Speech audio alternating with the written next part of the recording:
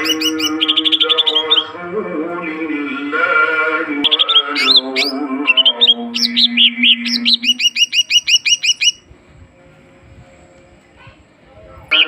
من وراء الحجرات أكثرهم لا ولو أن